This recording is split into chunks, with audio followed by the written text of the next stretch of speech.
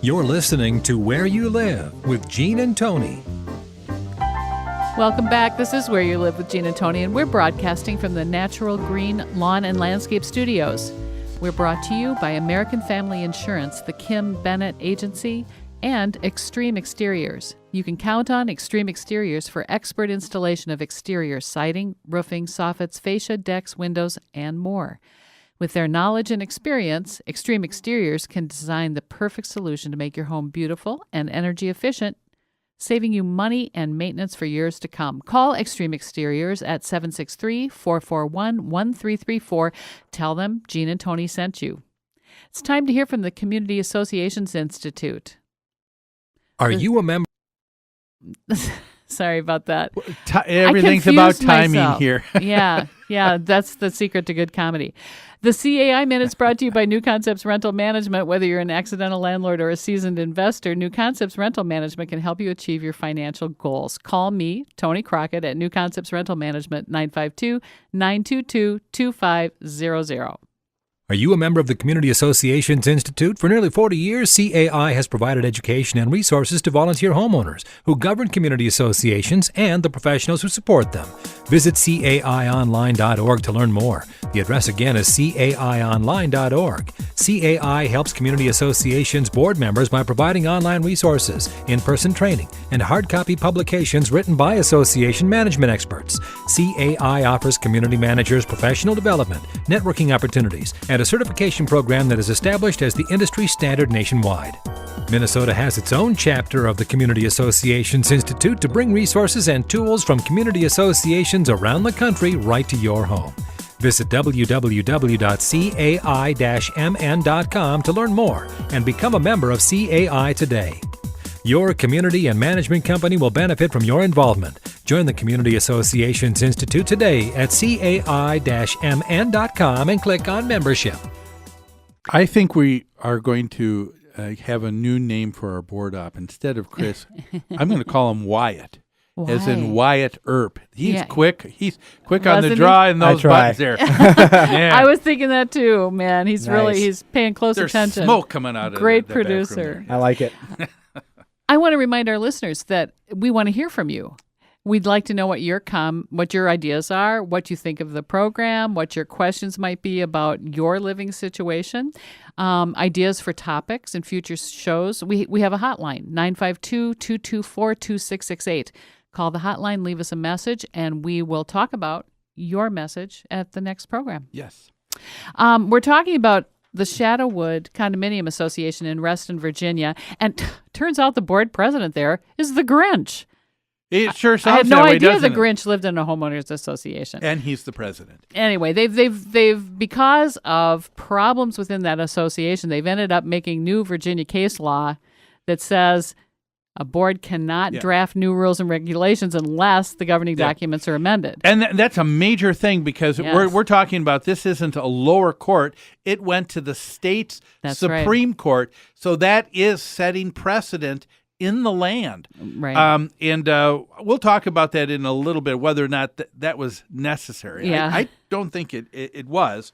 But I can understand a judge. But how did it get to this point where they were in front of the Supreme Court? That's what we're talking about. We gave one example where this one guy, a homeowner in the association, said, hey, I had expired tabs. They had expired at midnight the night before. and on 12:01, 12:10, 10 minutes after, someone was up in the association board and had the car towed away because now it became illegal. So this is an example of a legitimate rule or a common regulation in a homeowners association that's just applied in such a mean and vindictive way. They're just a little bit too eager about wanting to find apply things that. wrong. That's right. Yeah.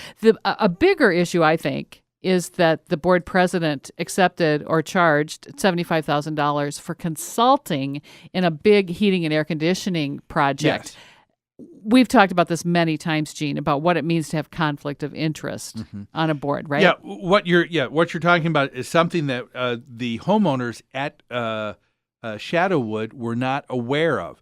the state had a special auditor come in and look at the books because of this lawsuit. Yes, okay. and because homeowners were complaining. So in Virginia, they have a special audit where someone from the state will take a look at the books, and apparently it says that there was a $2.1 million contracting job that there was absolutely no documentation for whatsoever. Oh, my gosh. But $2.1 million spent of the association's money. And then, of course, of that, the board president had been paid $75,000 for, quote, consulting services. Yeah. And so when you take a look, I mean, you said when we were talking about this before the show, a lot of times we hear what people are upset about, and sometimes people ramp up the story, don't they? That's right. There's always a percentage of homeowners that are just not ever going to be happy. They're unhappy that they chose to live there, and they're always going to exacerbate or exaggerate or puff up their side of the argument. Yes, exactly. So you're only hearing one side of the story, and we try to remember that. Yeah. However, now you put into the picture this snapshot of what the board president is like. Yeah. I've got to tell you, it certainly, in my mind, and I think in the mind of most people, when they hear a story like this, it changes their mind. I think you begin to say, you know what? I think there's probably a lot more credence to these complaints because this man, it paints a picture of this board president, and he doesn't it? loses a lot of credibility. Yes, that's right. I agree. A lot of authority. I agree. And because of something like this. Because it seems apparent that he's not holding himself aside and keeping in mind the best interests of all the members. It sounds like he's serving in this office for his own best interest. Yes. Yeah.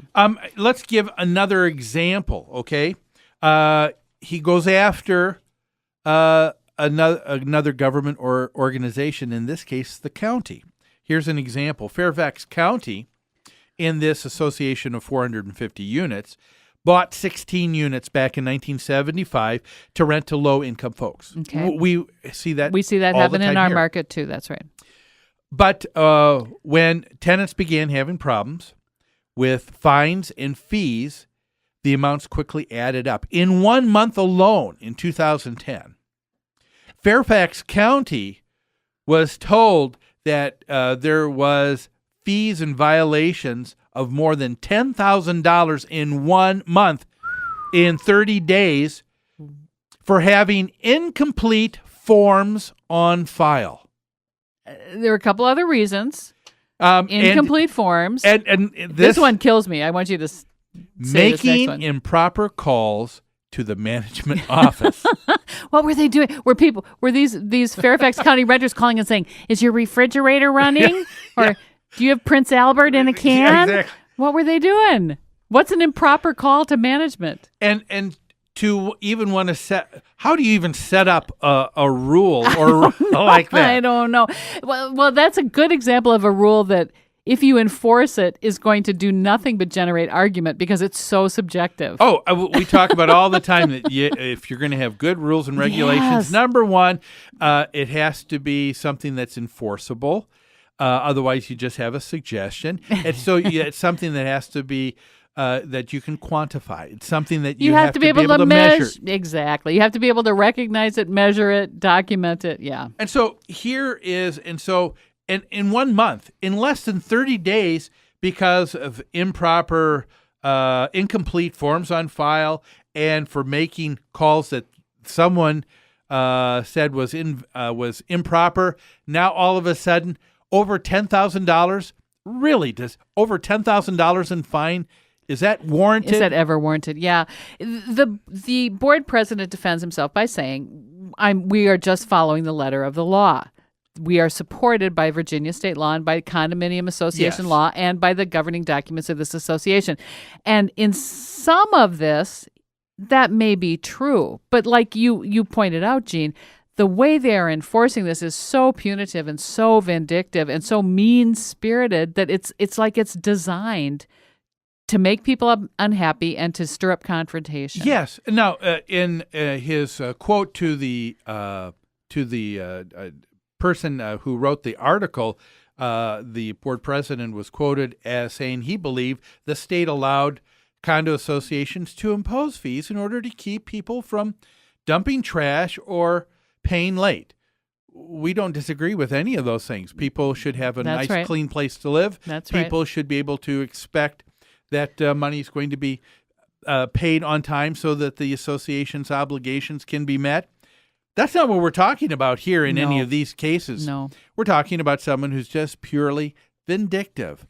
I mean, and again, you have to go way out of your way, don't you, to even enforce these the way they have. Yeah, that's true.